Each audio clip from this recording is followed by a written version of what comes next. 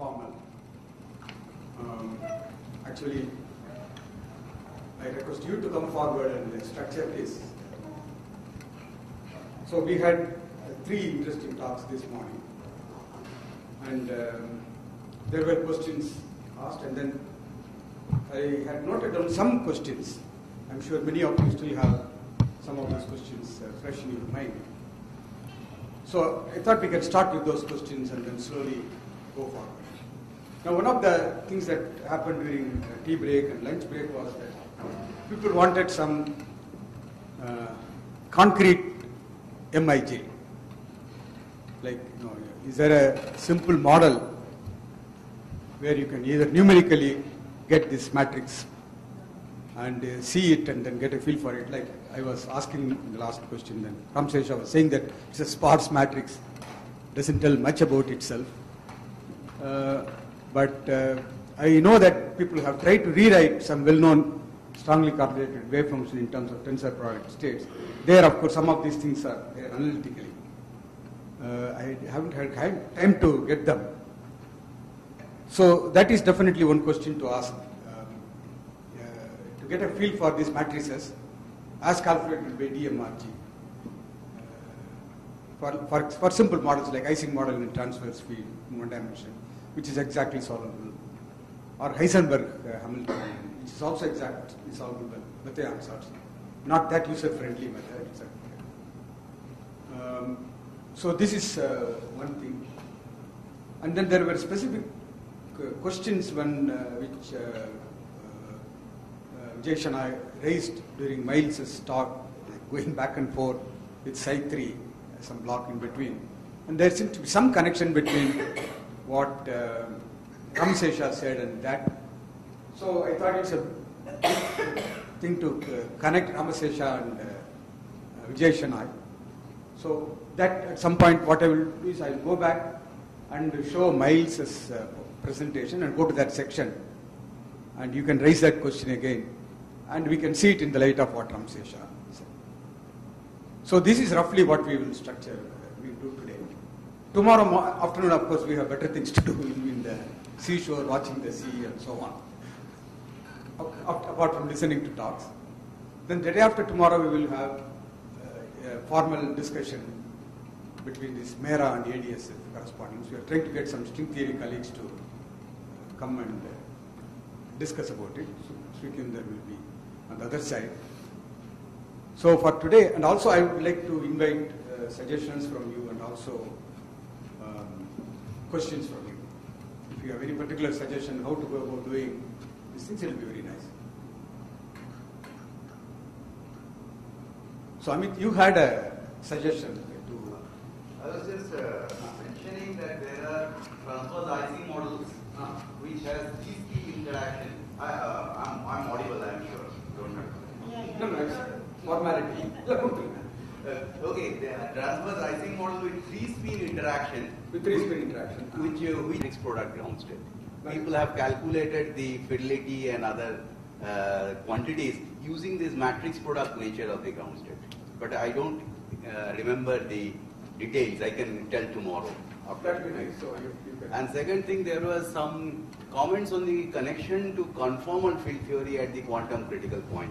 Yes. There I remember there is a paper by Subroto of IISc and Frank Coleman and others who looked at the transverse Ising quantum critical point and tried to numerically simulate using a matrix product state. And they calculate what error you make, and that error scales with the size of the matrix dimension. These are the 2 points I just wanted to mention. Maybe I can tell you. Theories and calculated various scaling exponents that you need using tensor product representation. So it exists in the literature. I'm not familiar with it. So Nandini, why don't you say what you were telling me this afternoon? But you wanted something concrete, right? Some example would be. So Srikinder, you were saying that you could do something about matrix product state and then some time evolved. Okay, so what I was just mentioning was that it's usually instructive to write down the code for at least one of these algorithms yourself, and rather than wanting to see something in the matrix elements itself, that helps clarify a lot of things. And I was just suggesting that, for example, imaginary time evolution with the MPS, you can write this code within half an hour and already run and see what happens with the Ising model. And if So like Miles was telling in this website, items. yeah, I'm not familiar with that. So they've probably done this recently, but this can be, it's quite. Wonderful, wonderful. So here is a volunteer, Rajiv Singh, and so can you do it now? Yeah, if the Linux works on that, I can do it. Yeah, this has website. No, Linux might be password protected there. Oh, so we can ask number.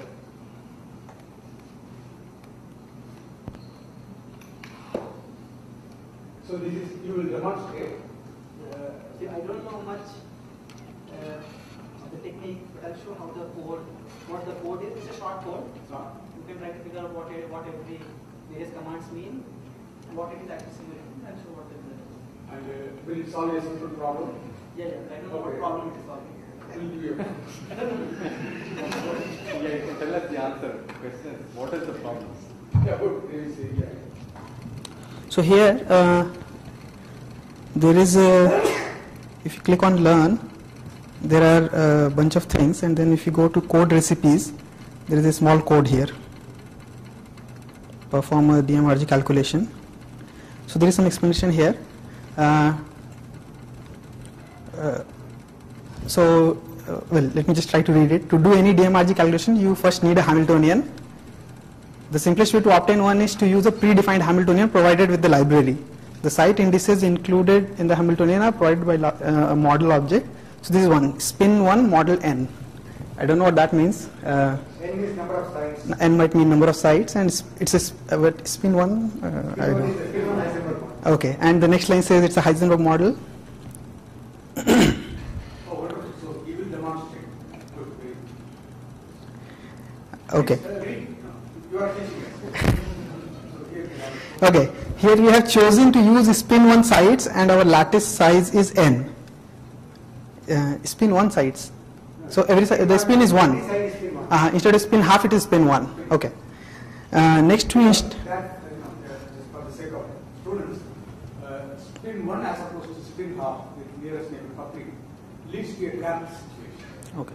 Whereas spin half always leads to Gapless. gapless situation. This is called Haldane gap phenomenon. Okay. So it's easily addressed using DMRG. Okay. So next we instant. Let me just check if this is the example I used. Just a minute. No, I don't think so. Let me just check one thing.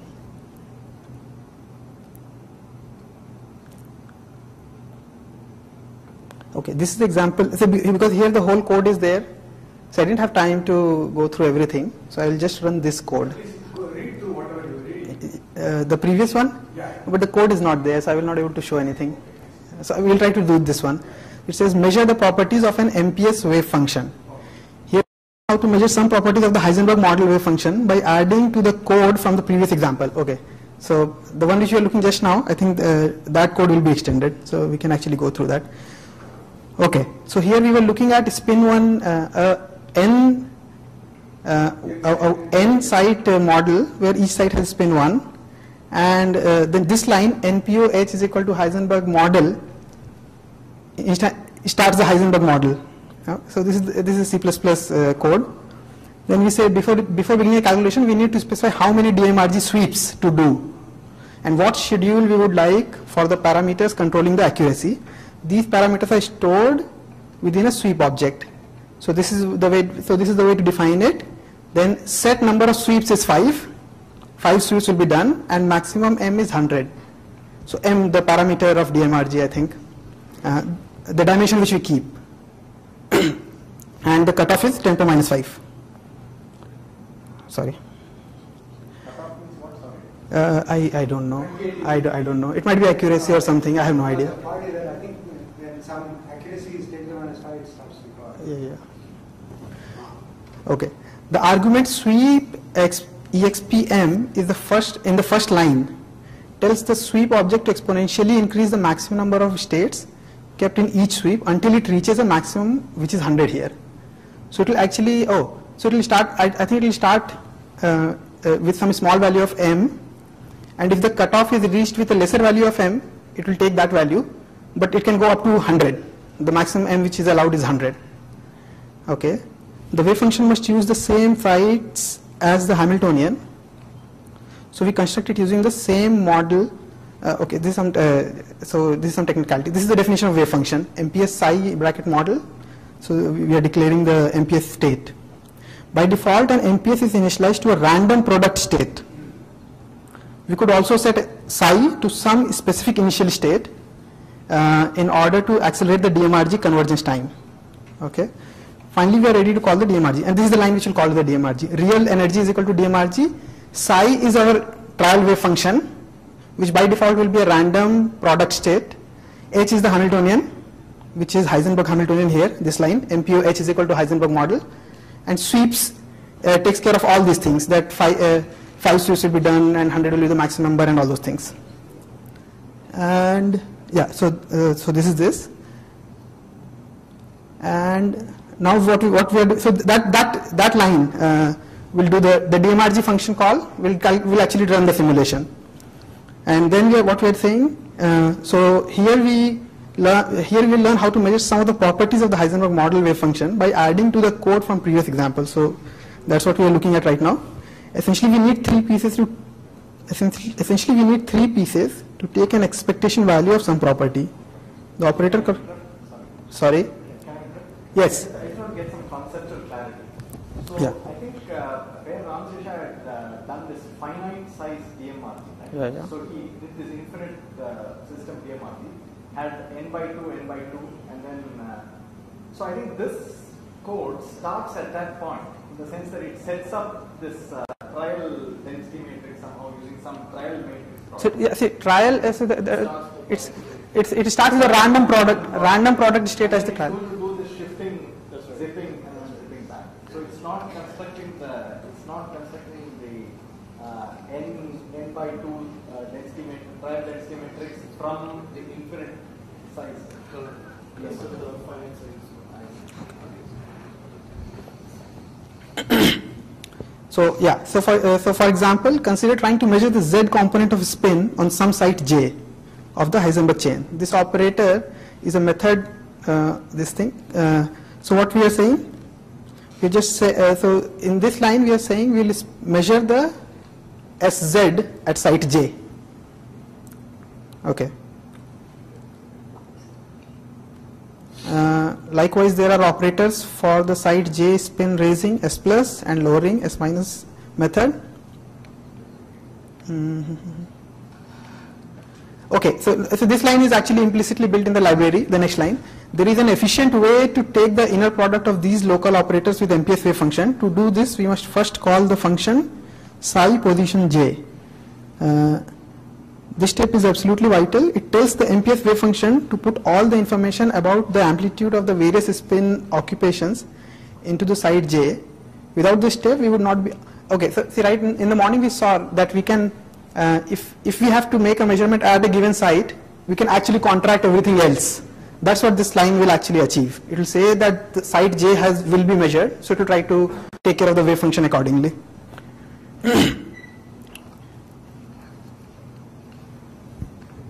Well, I don't know.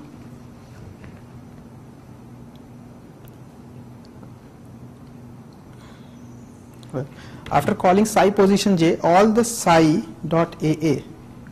Yeah, this one has to understand the library more. I don't know what this means. Tensors for n not equal to 0 form the basis weighed by the wave function amplitude. As basis tensors, these psi dot AA do not have amplitude information. Only the psi dot AA does. Sorry, as he executes some specific trial initial state and look at the... See, so this is the entire code actually here. So forget the first few lines. So if you look here, that is the number of sites. This number of sweeps. We will start with, if m, the parameter will start with value 1, and the maximum it will take is 100. So this we were explaining, he was explaining earlier also, and this is some cutoff. This we are declaring that we will use a spin 1 model of with n sites, and the model is a Heisenberg model, and this is the initial state. What is happening here is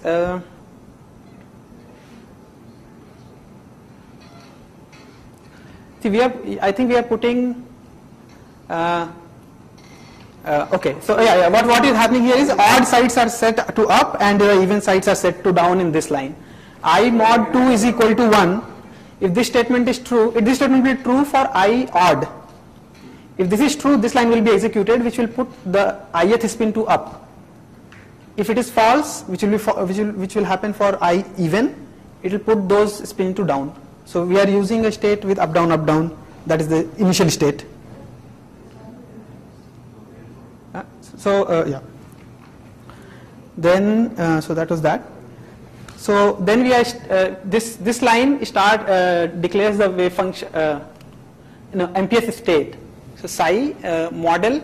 So model is our end state model, and initial state we have declared like this, the up down state. So that this line will start that. Then there's some output. Then see, this line was present before. So here what we are saying is so we have question for clarification. Yes.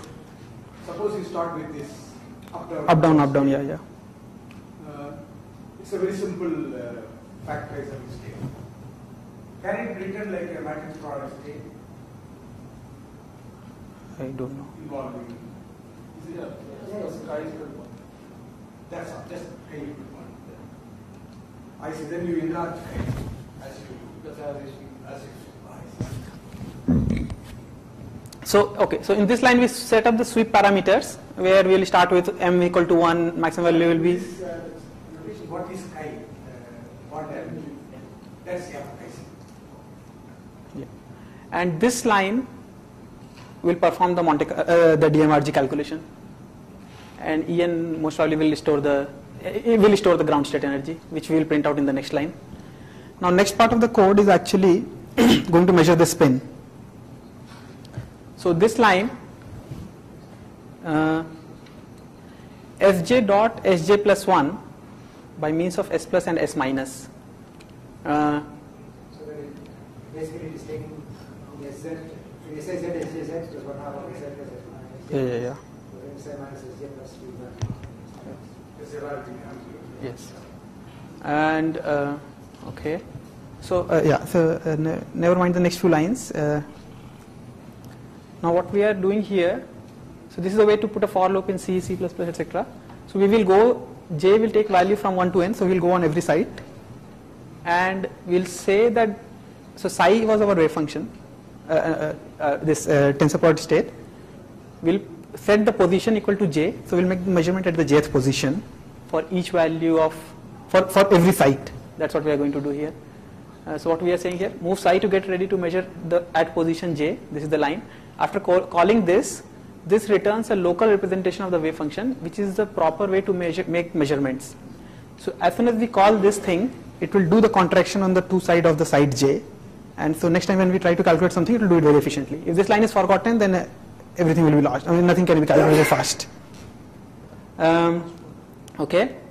So we define so psi dot AA is the, I think this stands for the amplitude at site J maybe, and so we declare that as ket, and we declare its conjugate as bra, and then we declare one observable, which is the zth component of the spin at that site. Sorry, and we take the inner product of this with, see, we declared the zth component of spin at that is our operator, this object, zth component of spin at site J, and we just calculate the expectation value in that state. This object, and we are just printing that out, that thing.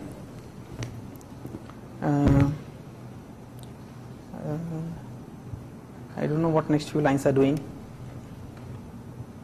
So does he exhibit the matrix? Matrix is not exhibited actually. No, we are not writing matrix at any point. What we are writing is we are actually expectation values of the 2s. So that means we know that for spin 1 Heisenberg antiferromagnet, expectation value of SZ in the ground state is 0.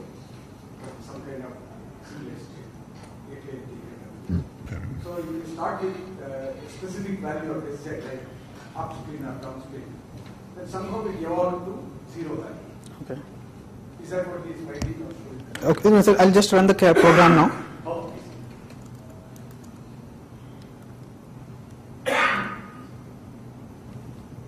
so far it's a program, now it's going to be that. Yeah, I have on the home page, na? This is on the website. Okay. This program is on the website.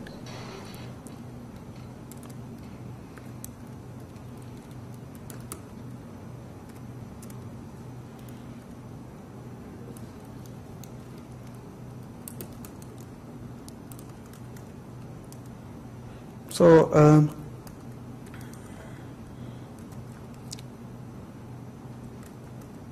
so this is actually the same program. So I've just copy pasted it here, and I've already compiled it. So let me just run it.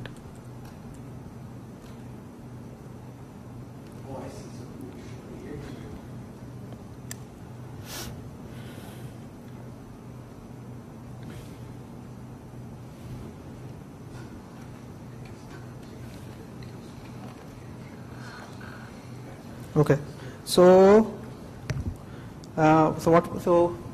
so initial energy we have printed, then largest m, so m is our parameter, during the sweep 1 was 9, and what happened there, energy truncation error was 10 power minus 6, 18 10 power minus 6. Eigenvalues at central bond are these values.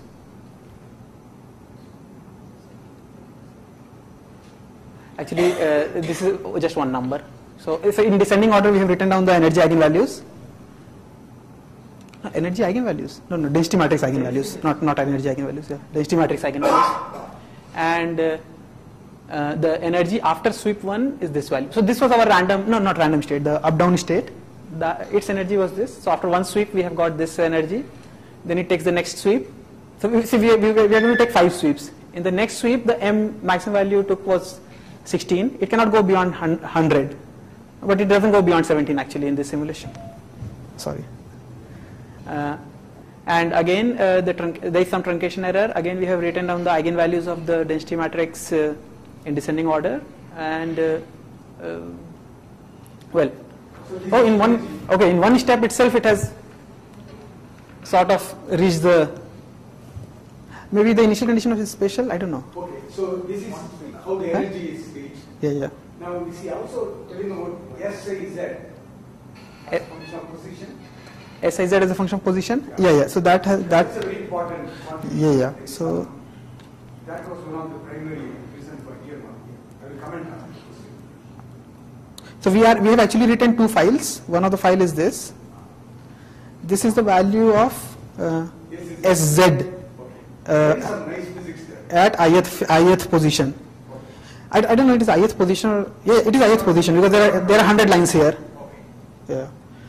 So I don't know what this is. Did you want to say something?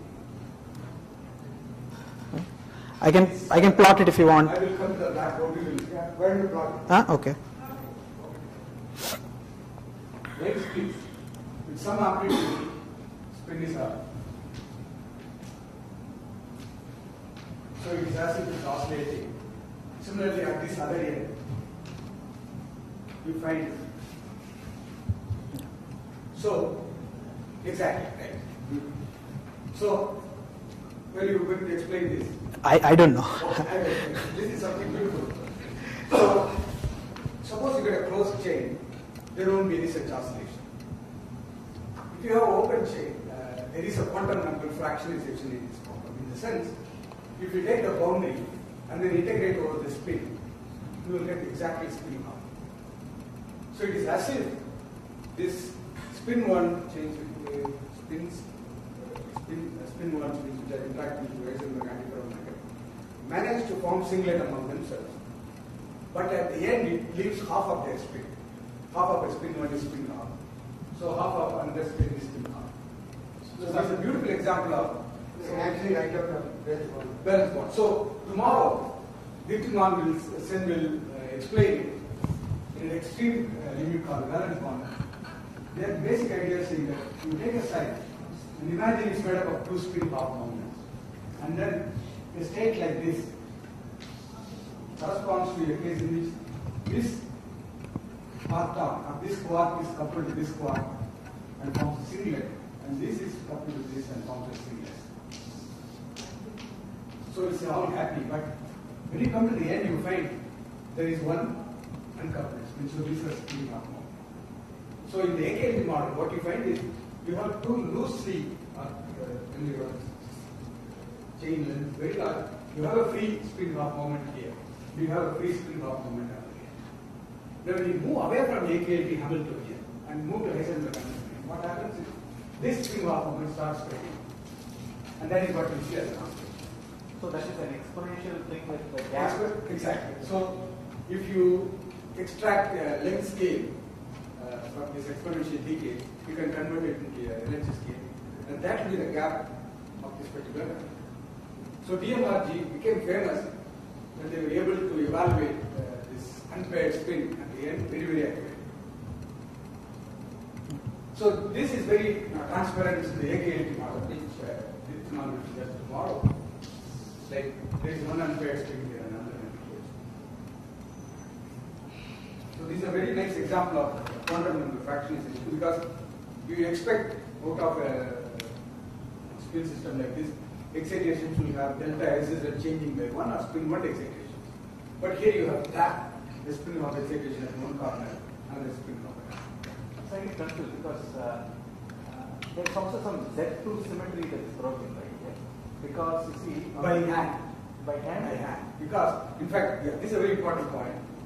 So if you are very careful, what happens, this spin off and this spin off will form a singlet, and it will be all disappear. So you have to apply a little bit of bias from the beginning, because we chose basis in which up, down, along this. So it's because of this initial choice. People have chosen it to be in the x direction, then it will be slightly different. So if you solve the problem exactly, it will be a total singlet.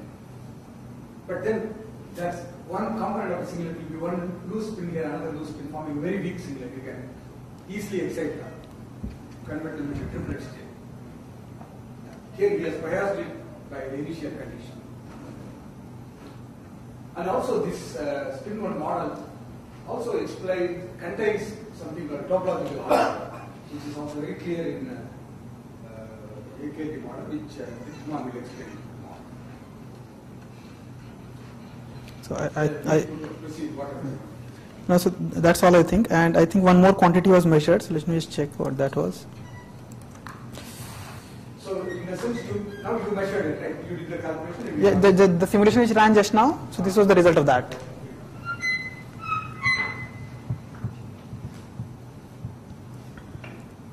So H dot S was the other observable. Bond energy.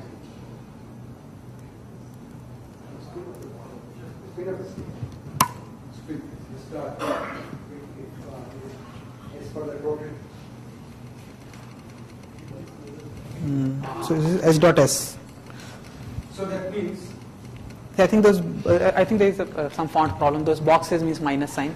yeah. So this is also, what happens is the spins in the middle of the chain are very happy. They are their spin objects are nicely bonded. But when you come to the boundary, there is a frustration.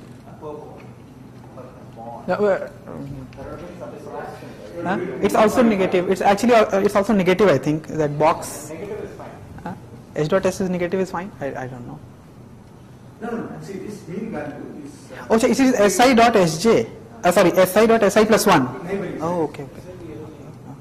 So it's not a universal number, because in the AKT model it's a very simple number. Whereas here it will be something different. But I see. So it's nice that the energy density also has oscillation in the operator. So this, I think the point of this exercise was that this is a 2-point observable. Mm-hmm. 2 points. SI, so you had to, in the calculation scheme, you had to put 2 red dots and then average over the rest of the things. So the previous one was just a 1-point thing. So that was. So we also, since you have done this, there is this topological order in this. Some operator, I don't know. It exhibits a long range order, which in fact later called topological order in other contexts. So this model is supposed to exhibit very nice. Okay. Probably that can be also measured. Maybe. But it's a very non-local object. Okay. It's not a 2-point function. We take a topological order only in the sense that your perturbations they commute with the system. They commute with the system. You can't have any perturbations. So in what sense is this? So that's a topological kind of rigidity. So here, okay, let me. Can I have the lights?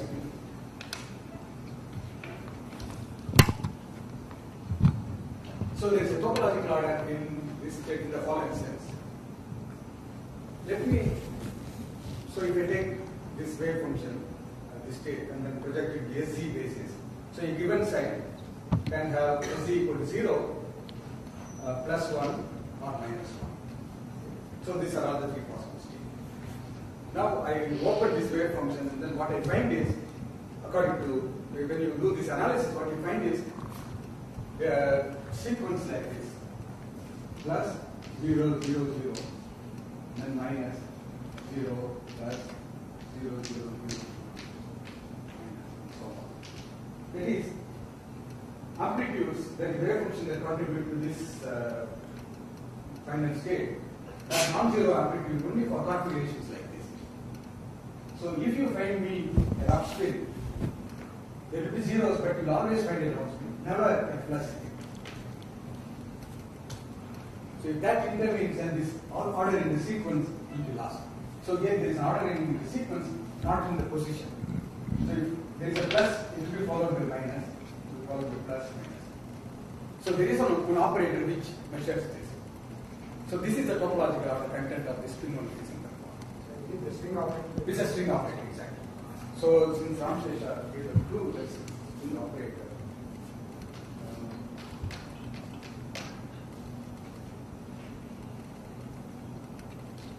Yeah, I think it's some operator like this. I running between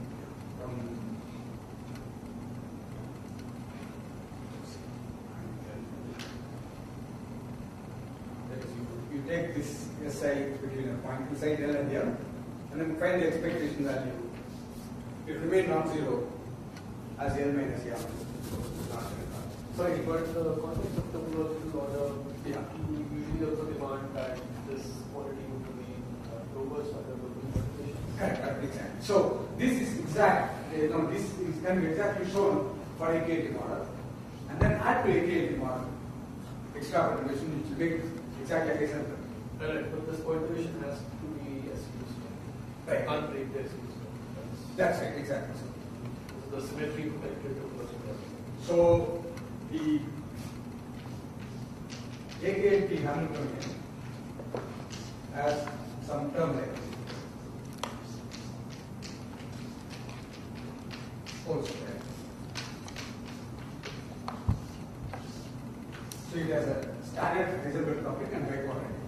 Right. So for a specific choice of A and B, that's AKT Hamiltonian, for which it's exact. Then you move away from a particular drop this, which is what he analyzed. Standard Heisenberg model. Still this topological order survives. But you can't add a perturbation which does not compute with this. Correct. You can't add like this magnetic field. But usually, let's say if you talk about the tonic code or something, then you can add any local perturbation and then the answer is. So this is also robust under some perturbation. Right, that is all. And these are the perturbations which compute with the system. This is the expectation value of SI dot SI plus 1 becomes 1. Yes, yes. Now, if you have a spin half model, then you must have a pile system, spin pile system. So it should kind of give you an oscillation, short, long, short, long. Yes, what happens is in spin half model also there are these boundary spin-ons, That's it. but then they have power locking. It's not sharp like this. This is very sharp. Exactly. So they should be able to see that. Now, okay, there I think DMRG fails probably because of you need to have a lot of one dimension. Probably things like mere optical. No. Probably you can do a spin correlation function and then get the structure factor. Mm-hmm. You see the structure factor keeping it 5 by 2. Mm-hmm. But I do not know whether if this method works for spin half. Whatever I have heard is that Because spin one does not have a spin part system. There is only a spin half one. correct. But then at the same time it's gapless. So it's hard to. Maybe you can make. Suppose I force a DMRG calculation on spin half. You would always see expression. There also. So as you increase this parameter, you will see that you get a larger spring, but Still it will be exponential. Okay. Possibly if you take a square lattice and put spin 2, Mm-hmm. you get something like this. Yes. So legs, some more legs. So I am preempting what Vidyaman will talk tomorrow. See, Jason has question, suppose I have spin 2 or I have a square lattice, can I do similar construction? The answer is yes. In the original AKMT paper also, later is there. So think about spin 2 as made up of 4 spin half objects. Then you can say 4 quarks. So you can hook up a Hamiltonian for which this is an eigenstate.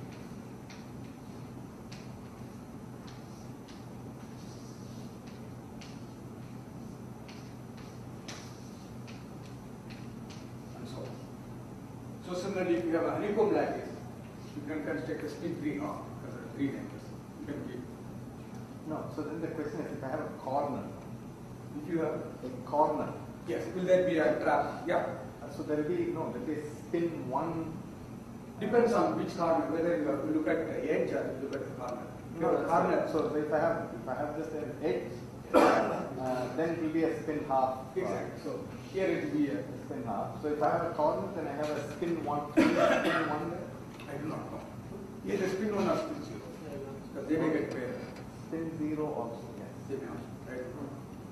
How can they get there? Because that particular side still has to be spin 2, so it does not have spin 1. This is spin 1.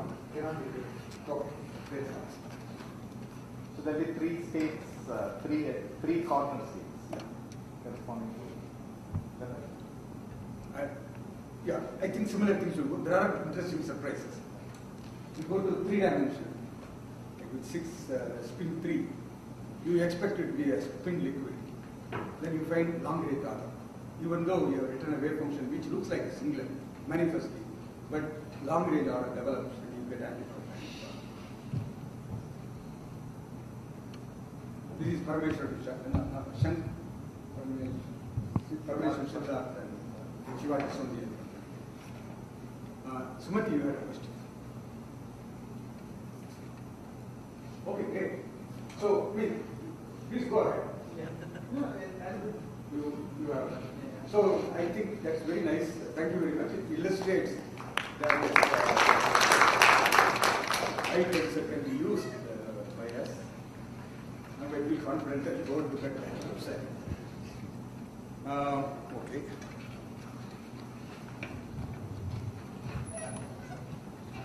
I think it would be interesting if we can solve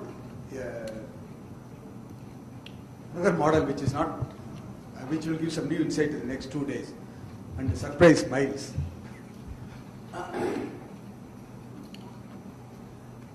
Is there any, Rajiv, is there any discussion about Hubbard model in this I-tensor site?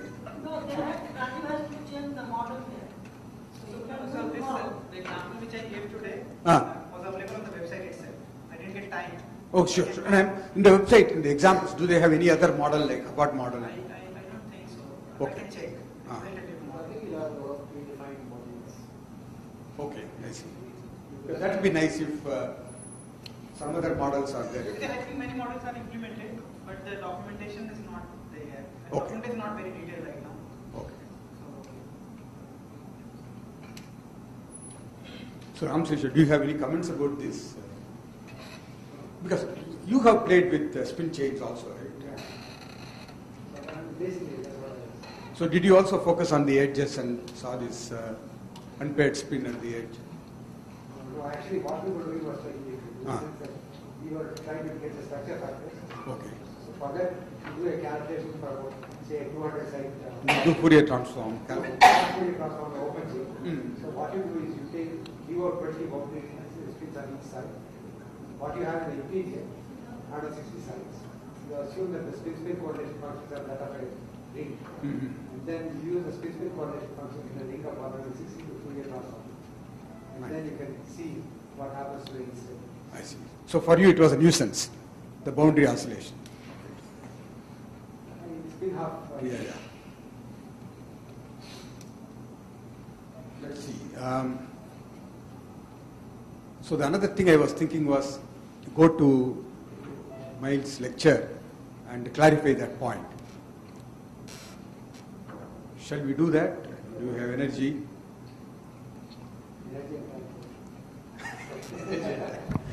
Okay, maybe with that we can close.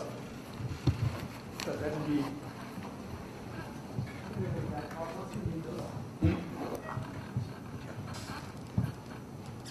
That's all.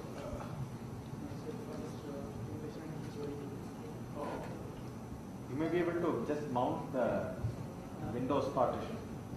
You didn't have to shut that down. You could have mounted the Windows Actually, I partition. have the presentation in the memory stick also. Yeah.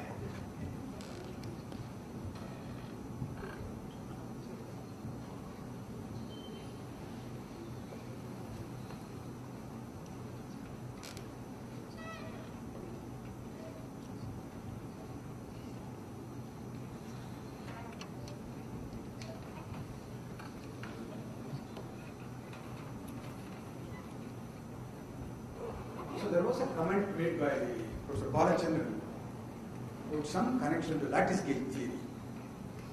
Ball is not on. Did any of you appreciate that point? I don't know. I got a sense that he was worried about some gauge symmetry. Right. But he also alluded at the beginning, it looks like lattice gauge theory. That part, Okay. yeah. So no, I'm trying to connect to that. So see the states S1, S2, S3, Sn, right? You can do gauge transformations on those guys. So for example, I can multiply each of the S1s by something, right? If that is a trivial thing to do is to multiply each of them by some phase. So then these wave functions will change. But if those fellows have internal, if S1 is n-dimensional, I can actually multiply this by SUN centered around the ith side. So there is some, so I think he was worried about that. And there was another comment which said that this is actually written in a particular basis, in the sense that you fix the gauge of those, that internal gauge has been fixed. And that, I think. So Sukhvinder, would you like to make some comment? Because you have worried about incorporating local symmetries or global symmetries. Right. So, Yeah. so there are two things here. So one is In the rate what?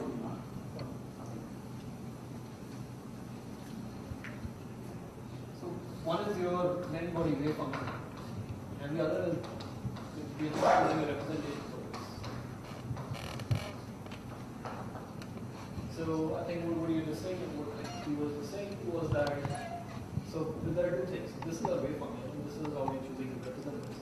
And suppose I have one given representation. I can always on this bonds introduce a resolution of identity of each of these bonds. Right? So x inverse and maybe y inverse and so on, and then let's say multiply y and x inverse into the square over here and so on to get a new MPS representation for the same state.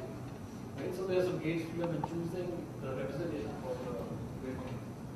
But in lattice scheme, in a lattice gauge theory, we actually talking about the gauge symmetry of the wave function.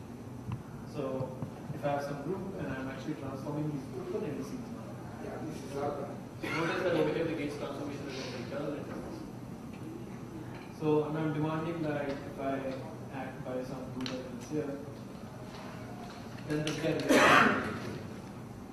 and this guy remains invariable. So that is the gauge symmetry of the wave function. This is just a choice of some gauge for the representation of the wave function. This actually brings to another very important question. Do these dummy variables which you are integrating over, what do they mean?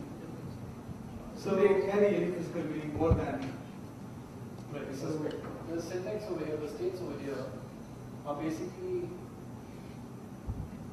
they give the states over here form a basis in the inverse space, which is the support of the reduced density matrix of all the cells to that effect. So let's say this label it takes 1 to n values. So this labels some m states, and those states will span a subspace on which this side of the chain is supported.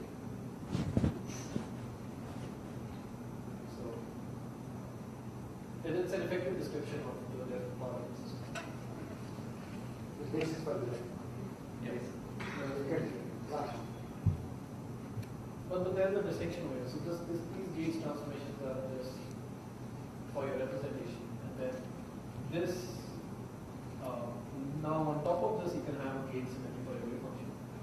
And in fact, people have then translated or incorporated such constraints into the tensors of the MPs. But that requires doing something more. So you impose some gauge constraints for the tensors on top of this. So you still fix this gauge, but then you now impose some constraints of arising from such a gauge.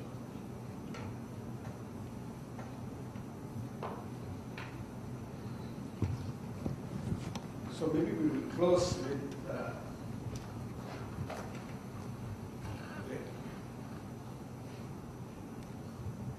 so let me go to the section where there was a question asked by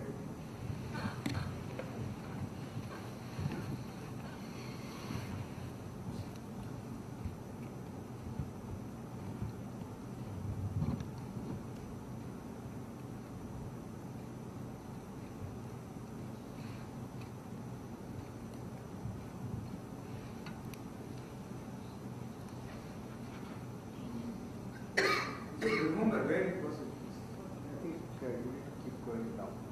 Going down. Yeah. Right. Yeah. Okay. Keep going. Next. Yeah. Yeah. This is the starting point. Yeah, well, Yeah. keep going down. Yeah.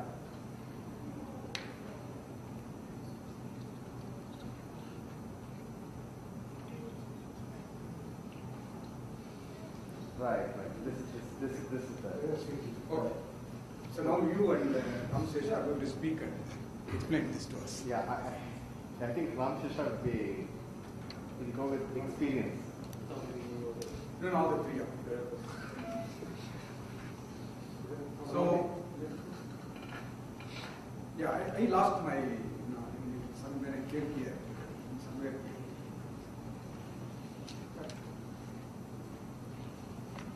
I was asking the question about this Hamilton. So, mine did some answer, I didn't understand. Maybe, can you explain what is this Hamilton? So since I'm new to this, I can try so that I learn from the mistakes I make.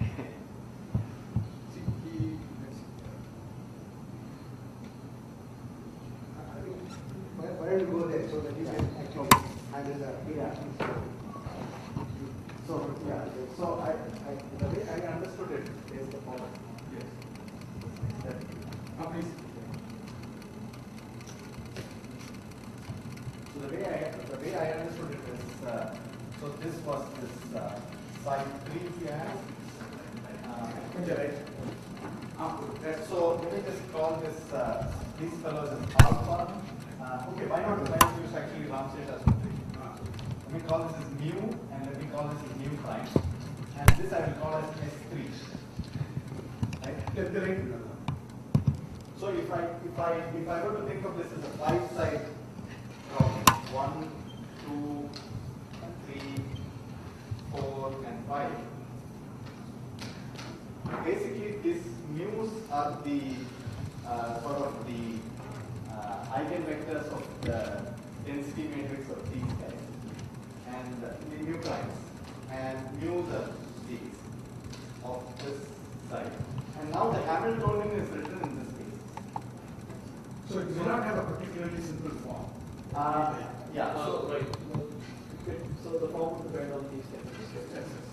But if the interaction is somewhat local, for example, I was trying to visualize in terms of free particles, then what would happen is I would basically have a system like this, where this is my mu block, this I will call it as the mu block of the Hamiltonian, and this will be the, why did I get one?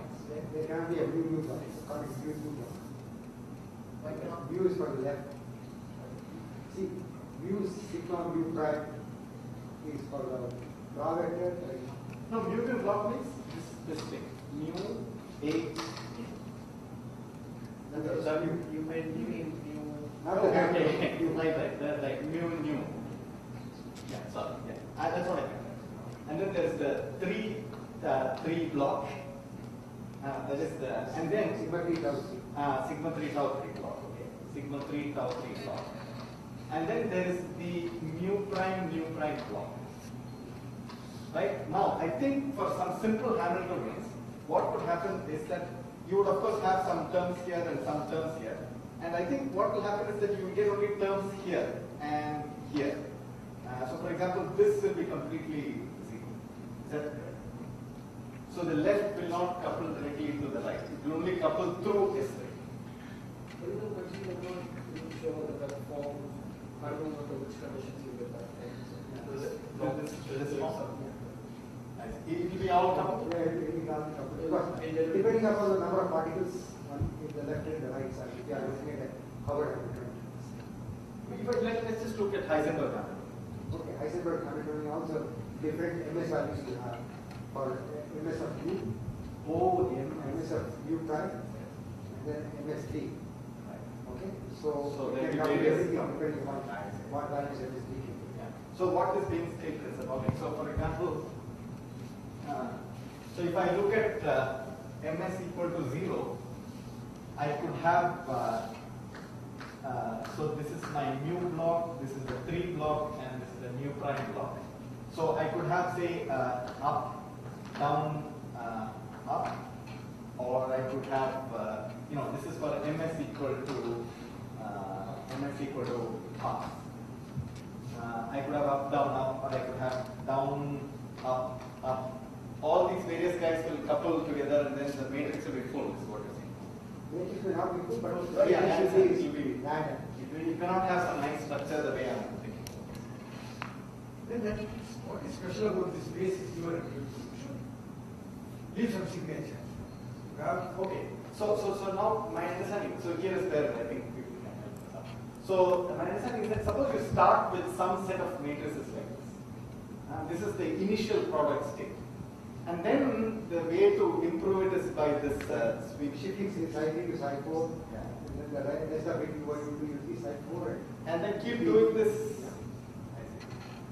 That's the sweeping. That's the sweeping vector. So in a sense that Sweeping statement. If you go to the sweeping, you will see that. yeah. What was it about this one? You are going to answer the Okay. Yeah. This is a sweeping vector.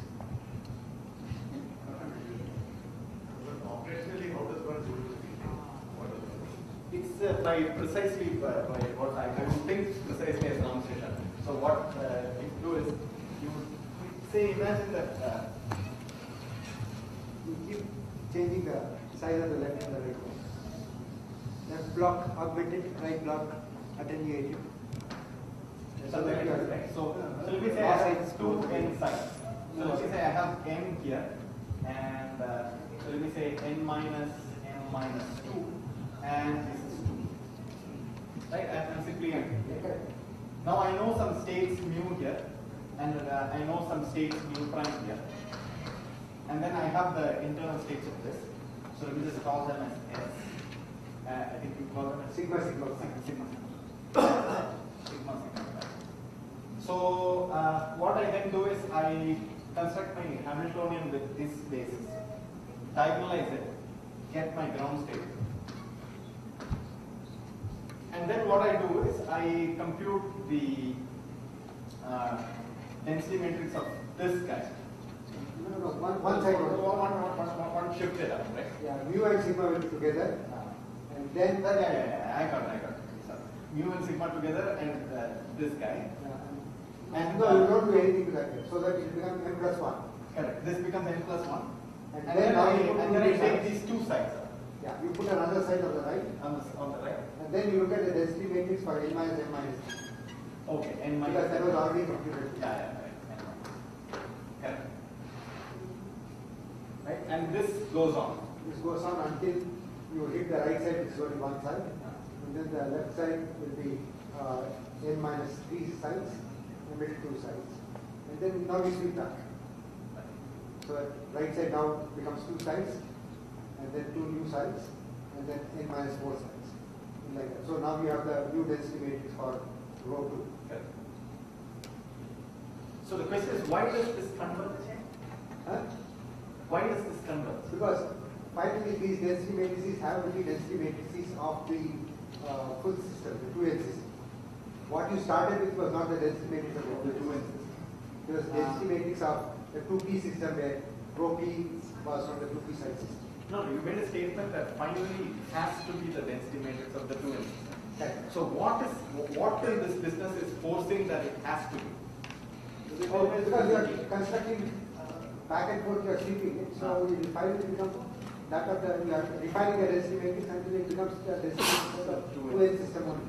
Because you are starting from the 2n state, 2n side eigenstate, I see.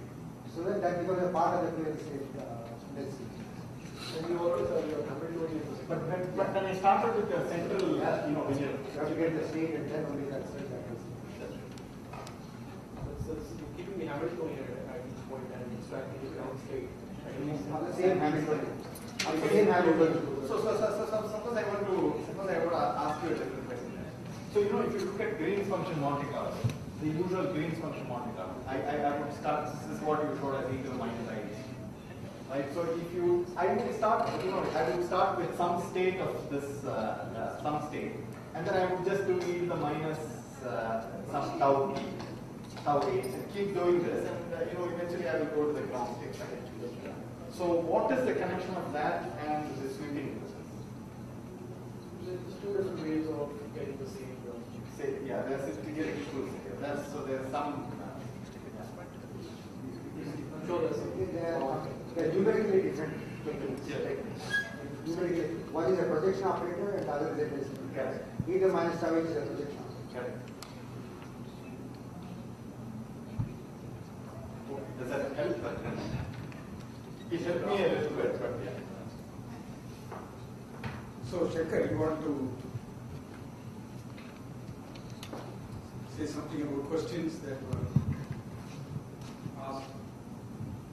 Let me ask the audience. What is the next question?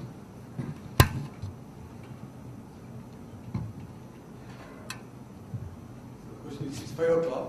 So we had a long day. What kind of models can be? Typically, where can we use?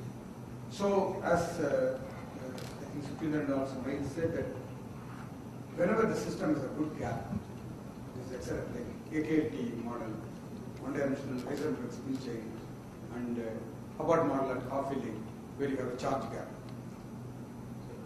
2D has been used.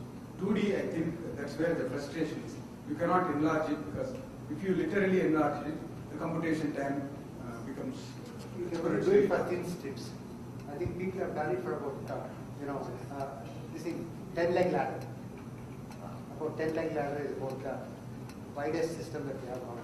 So you still try to mimic it for one dimensional, but then have a finite breadth in one direction, and then keep increasing it. people have done it for the Kagome lattice spin problem, and also in TJ model and various things. And there are problems. For example, there is one method called IPEPS which has been used to analyze TJ model, and it amplifies the stripe instability enormously. It gives you a very large charge order. There was a nice comment from Sandra Saramose. In fact, the property should not be there. So when it comes to two-dimension, I think you can tell me. There has been ideas like even this Mera is suited to two-dimensional gapless system. Then when it comes to spins and charge degree of freedom behaving differently, the structure of Mera has to be different. So there are ideas and preliminary works. Can I just ask the question in a different way? Yes. So this entire tensor network game, what problem has it solved, or what new insight has it given on any problem for which we did not have any insight before? But I mean, so I think like Boston was saying, so these methods have recently started, people have recently started using them for actually hard problems. So before this we were just using some confidence building. The DMRG have been used for the last I think the way I have understood is tensor networks allows you to go to higher dimensions conceptually in a framework which is very similar to DMRG. But it's generalization of it. So basically that's the point. So like you mentioned, if you have the anti-ferromagnetic on a Kagome lattice. So you'll have a mu left, mu right, mu top, mu bottom, and then a spin sticking out. And then now you trace over the left, right, top, and bottom, then you will get the matrix product state corresponding to the two-dimensional network. And similarly, you can do the three-dimensional network. So the point is that conceptually it is easy to extend it to higher dimensions. But what have we learned new? That's what he is asking. Because I was saying that there's this. So actually, I think what have we learned new is not the right question to ask, because then there's nothing for us to do. Not really. Where is it possible? Where is it? I mean, what directions are possible? Possible, right? To get to this? Because if it's already a done problem, then you know. So to me, now to answer this question, this ADS-CFT correspondent always was mysterious to me, continues to be mysterious. Can you please expand ADS? Okay. Anti-de Sitter space and conformal field theory correspondence. Apparently, if you look at a three-dimensional quantum field theory, gapless, if you look closely, you see a one extra-dimensional gravity world. So a D plus one dimension, and you're using things are simpler in that world, and you can compute strong coupling quantities. This is what people say. But when this involves a lot of mathematics and a lot of jargon, I never understood it. But when I read this Mera answers, in some detail, it was very beautiful that you could see there is a renormalization scale and this scale structure. So that was definitely new, which was not there in any variation of wave functions that I am familiar with. So that and I've seen people keep talking about central charge. correct. Okay, and then velocity or something like that. So they try to extract from the DMRG wave functions up in the models these quantities. Right. They are apparently Very conforming to the. So this is in 1 plus 1. Yeah. You want to Right, I take mean, you can compute a lot of conformal data using either MPS or But what I don't know is I don't have conformal fields. Neither do I. But we have experts in math science. In the next 2 days we can. So on that point, is there a known problem for which there some new insight has come out of this? So the example I was again giving was the guitar model on this.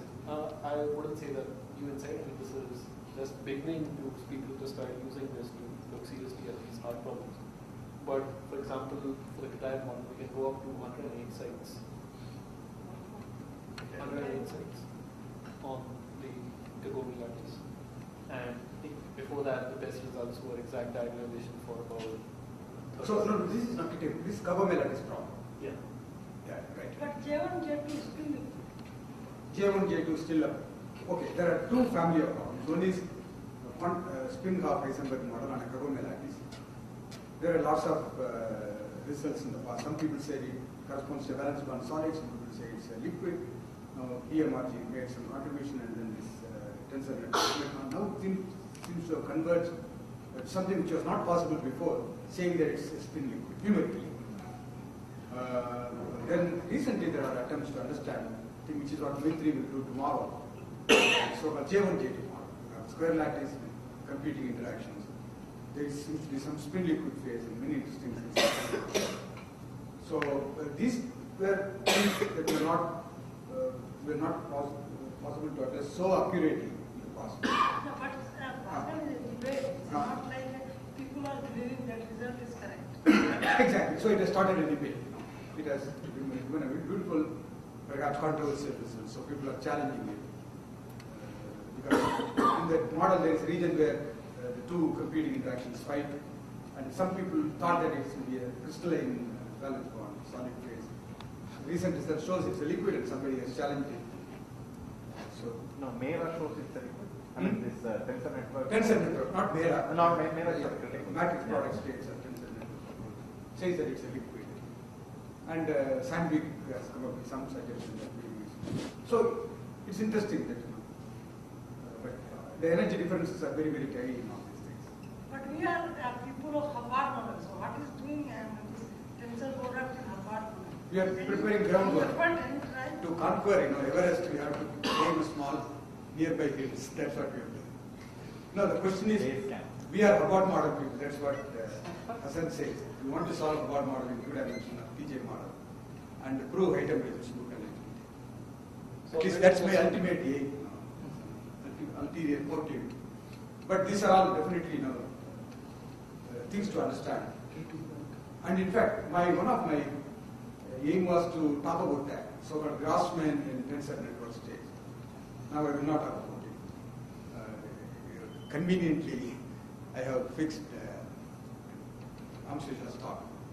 So can the coordinated system be studied as a function of filling using DMR? Yes, people, in fact, there is something called IPEPS. It's part of this tensor network progress, which they have studied TJ model and gotten some very exciting research in terms of energies. But if in terms of physical properties like charge density, where there seems to be too much of density wave pattern, so that is under question.